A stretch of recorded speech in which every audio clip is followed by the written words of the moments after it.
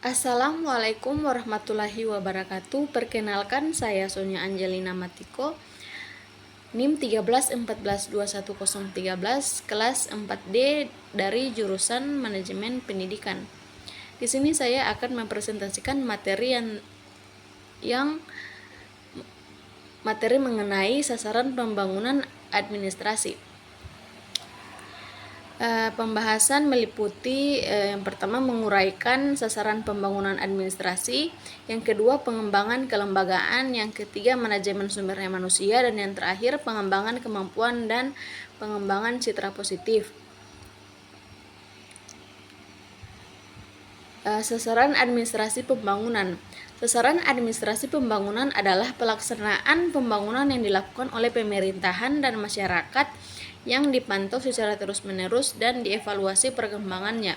Hal ini dilakukan untuk mengetahui seberapa jauh pembangunan yang telah dilaksanakan dan mengukur hasilnya dengan sasaran yang ingin dicapai.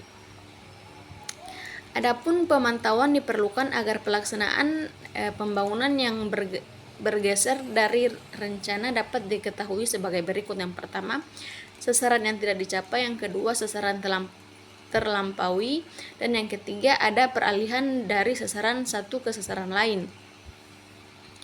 Pelaksanaan pembangunan yang tidak sesuai dengan rencana dapat disebabkan oleh yang pertama, hambatan yang tidak diketahui atau diperhitungkan pada waktu perencanaan. Yang kedua, perkembangan keadaan yang tidak dapat diantisipasi pada tahap perencanaan. Yang ketiga, realisasi dan perkiraan yang berbeda dari perencanaan atau karena perencanaan yang tidak tepat. Kemudian ada pengembangan kelembagaan.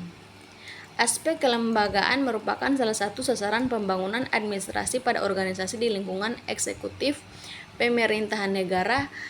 Hal-hal yang berhubungan dengan pengembangan kelembagaan adalah sebagai berikut. Yang pertama, prinsip-prinsip organisasi.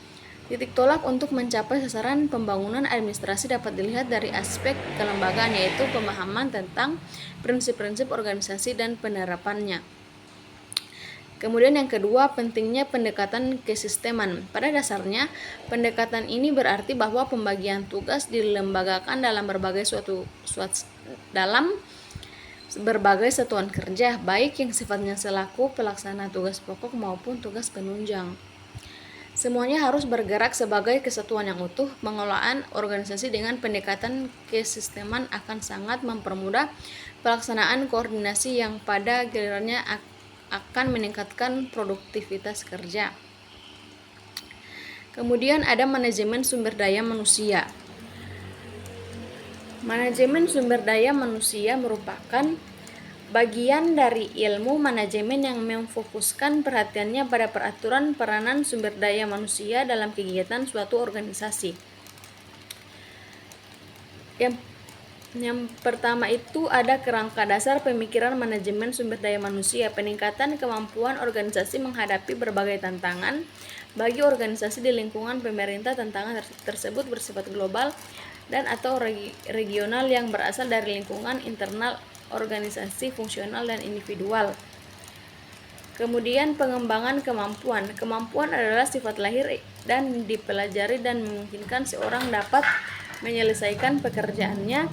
Menurut Mitzberg, seperti yang dikutip Gibson, kemampuan yang harus dimiliki oleh seseorang dalam menghadapi pekerjaannya yaitu sebagai berikut. Yang pertama, keterampilan teknis, yang kedua keterampilan manusia, yang ketiga keterampilan konseptual, dan yang keempat keterampilan manajemen.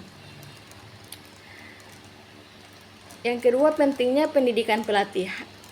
Pendidikan dan pelatihan merupakan instrumen pengembangan kemampuan pada lingkungan birokrasi pemerintahan. Dikenal berbagai jenis pendidikan dan pelatihan, seperti pendidikan dan pelatihan prajabatan, pendidikan dan pelatihan perjenjangan yang diperuntukkan bagi mereka yang menduduki jabatan struktural, pendidikan dan pelatihan fungsional yang menyangkut di bidang tugas fungsional instansi tertentu, serta pendidikan dan pelatihan yang bersifat teknis. Lalu ada pengembangan citra positif. Menurut Frank,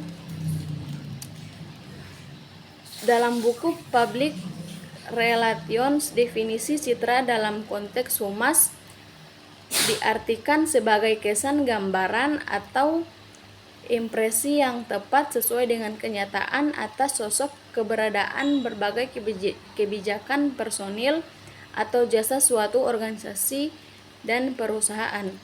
Baik, itulah presentasi dari saya. Lebih dan kurangnya saya mohon maaf. Billahi taufiq wal hidayah. Wassalamualaikum warahmatullahi wabarakatuh.